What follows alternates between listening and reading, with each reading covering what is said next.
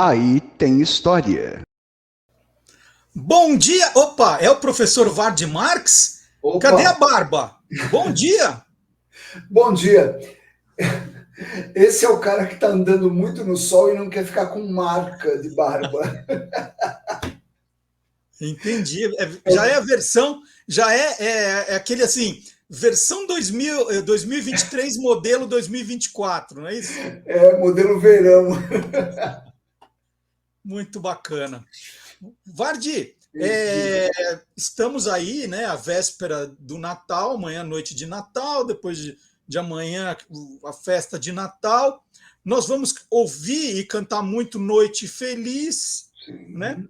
Aí a gente vai lembrar que o pobrezinho nasceu em Belém, né? E aí a gente vai lembrar de tudo que está acontecendo naquela região, né? Essa Exatamente. guerra não acaba, só piora, né? Vamos falar de Jerusalém hoje no programa?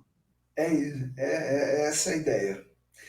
Olha, quando ela começou a surgir, no quarto milênio antes de Cristo, era um acampamento de pastores nômades. O pessoal passava com cabra para lá, com ovelha para cá, era isso. Ao longo do tempo, são 4.000 anos antes de Cristo, ou seja, 6.000 anos de hoje. Conforme ela foi se tornando cidade, foi atacada 52 vezes, sitiada 23 vezes, tomada 44 vezes e destruída pelo menos 2 vezes. Destruída. Mas está lá firme até hoje. Muito dessa violência toda, por incrível que pareça, deve-se ao fato dela ser um lugar sagrado para as três grandes religiões monoteístas abraâmicas: judaísmo, cristianismo e islamismo. É claro, estamos falando de Jerusalém e aí tem história. Vamos lá. O, o sentido original do nome da cidade, né, a etimologia da palavra Jerusalém, é controverso, existem variantes. Mas entre as muitas raízes possíveis está o nome de Shalem, que era uma divindade lá da Idade do Bronze, uma divindade, era o deus da agricultura dos cananeus, que habitavam a região antes dos hebreus. Mas veja que Shalem já tem o som de S, L e M, que está presente em Shalom, no hebraico, e no árabe, Salam. E ambas as palavras significam paz. No sentido de lugar sagrado e de lugar de paz, no geral, é bastante presente nas várias versões do nome. Mas também era ali que ficava uma fortaleza do povo jebuseu, uma fortaleza jebusita, que foi conquistada por Davi, e onde ele instalou a capital do reino unificado de Israel. Essa fortaleza se chamava Zion, Sião em português, e daí veio o termo sionismo. Uhum. Jerusalém pertenceu principalmente em ordem cronológica, não só, mas principalmente em ordem cronológica, aos seguintes impérios: egípcio, babilônico, persa, macedônio, romano, bizantino, muçulmano, otomano e britânico. E nesses dois últimos, há mais de um século, começaram os atuais problemas da região. O quebra-pau que está acontecendo lá agora começou há um século. O Império Turco-Otomano, que dominava o Oriente Médio todo desde pelo menos o século XV, ficou do lado perdedor na Primeira Guerra Mundial e esfacelou-se. Lembra-se de Lawrence da Arábia? Uhum. Que tem filme a respeito e tal. Bom, não é um personagem fictício, embora as suas aventuras lembrem muito de um personagem fictício.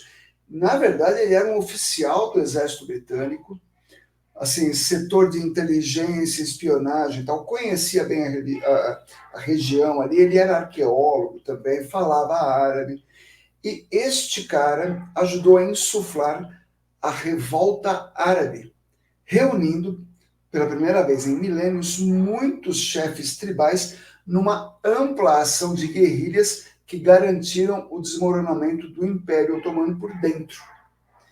Quando acabou a guerra, a Liga das Nações, que é ancestral da ONU, instituiu a divisão do Império. A Turquia ficaria com os turcos.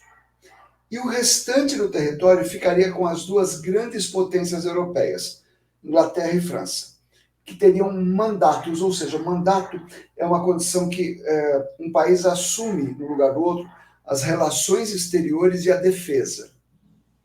Eles podem mandar internamente, mas para fora, quem manda é quem tem o mandato. Uhum. Então, os estados protegidos, entre muitas aspas, são assim: Síria e Líbano, mandato da França.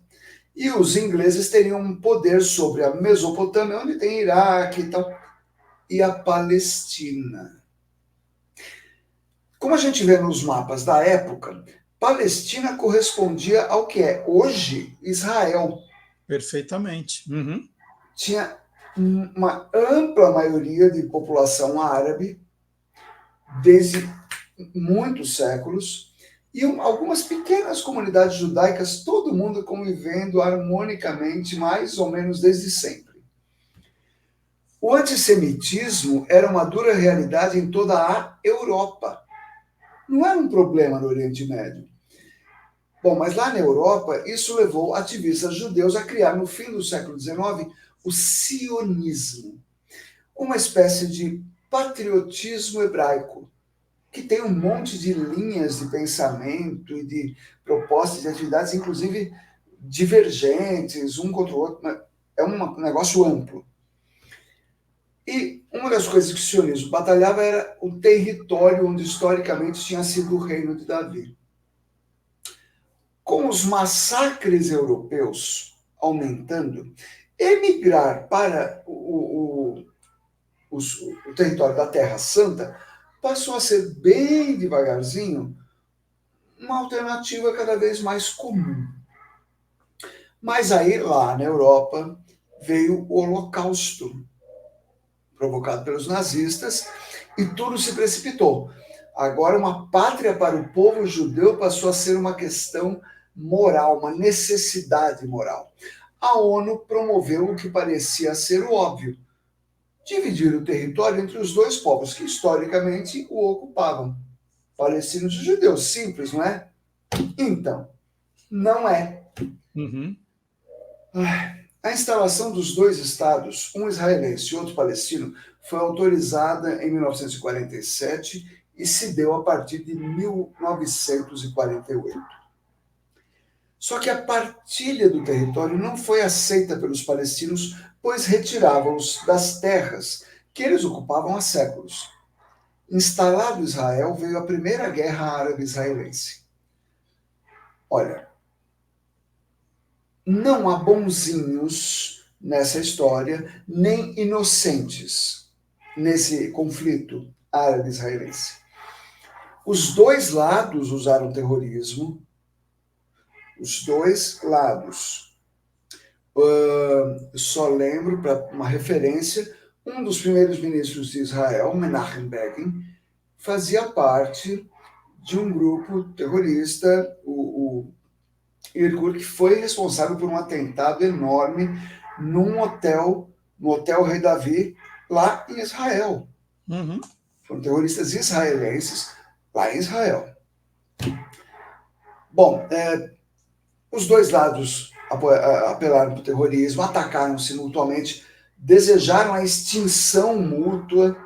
E se você olhar o mapa, falando com total isenção, tá? Se você olhar o mapa da divisão original, aquela lá da ONU, você vai se perguntar, mas por que raios os territórios são separados?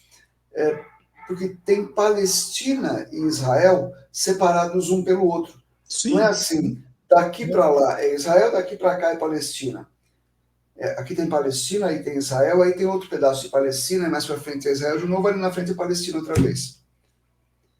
Por quê?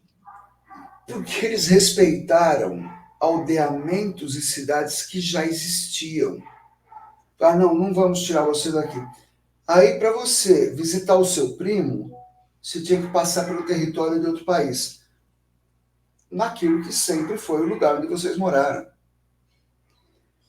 Ou seja, isso não deu e não podia dar certo. Era mais jogo recomeçar negócio do zero. Olha, para tudo, você fica para lá, você fica para cá.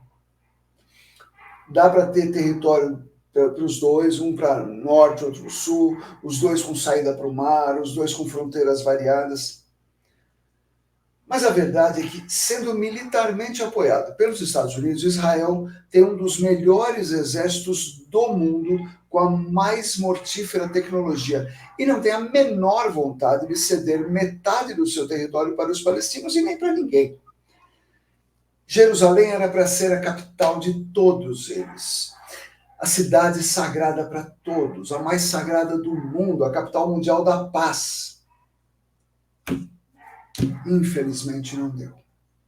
Mas, quem sabe?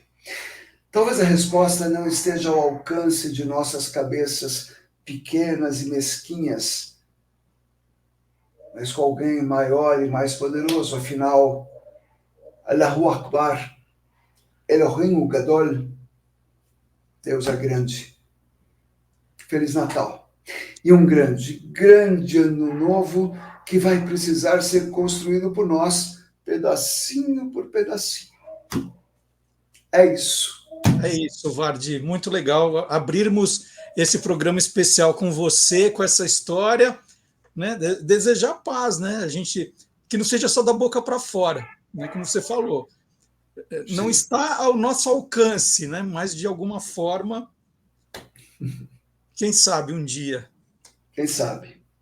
Vardi, um Feliz Natal para vocês todos, boa entrada de ano, muito obrigado por tudo que você fez aqui, né? Trazendo tanta informação, tanta cultura, tanto conhecimento. Um grande abraço. Imenso prazer, grande abraço para todos e um Feliz Natal. Muito Feliz obrigado. Natal. Tchau, tchau. Tchau, Vardi.